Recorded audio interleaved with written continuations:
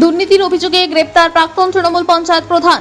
সরকারি ঘর পাইয়ে দেবার নামে এক প্রতিবন্ধী ব্যক্তির কাছ থেকে টাকা আত্মসাৎ এবং মারধরের অভিযোগে গ্রেপ্তার হলেন শান্তিপুর ব্লকের গয়েশপুর গ্রাম পঞ্চায়েতের সদ্য প্রাক্তন তৃণমূল প্রধান শ্যামল ঘোষ। উল্লেখযোগ্যভাবে প্রধান পদ থেকে পদত্যাগে 24 ঘন্টার মধ্যে এই গ্রেপ্তারির ঘটনা ঘটে। বুধবার ধৃতকে 7 দিনের পুলিশ হেফাজতের আবেদন জানিয়ে আদালতে পেশ করা হয়। পুলিশ সূত্রে জানা গিয়েছে, গয়েশপুরের হালদার পাড়ার বাসিন্দা প্রতিবন্ধী নির্মল মণ্ডল থানায় অভিযোগ দায়ের করেন যে বাংলার বাড়ি প্রকল্পে সরকারি টাকা পাইয়ে দেওয়ার প্রতিশ্রুতি দিয়ে শ্যামল ঘোষ তার কাছ থেকে প্রায় 39,000 টাকা নেন। দীর্ঘদিন কেটে গেলেও ঘর না পাওয়ায় নির্মল টাকা ফেরত চাইলে তাকে হুমকি দেওয়া হয়।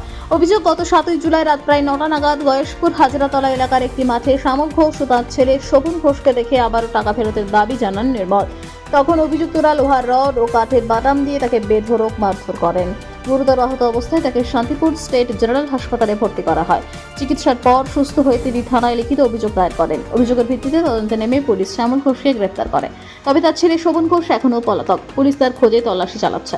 সূত্রের খবর, চলতি বছরের ফেব্রুয়ারিতে বাংলার বাড়ি প্রকল্পে ঘর পাইয়ে দেওয়ার আশ্বাস দিয়ে প্রথমে 30,000 টাকা নেওয়া হয়েছিল। এদিকে মঙ্গলবারই শ্যামল ঘোষ শান্তিপুর সমষ্টি উন্নয়ন আধিকারিকের দপ্তরের প্রধান পদ থেকে পদত্যাগপত্র জমা দেন।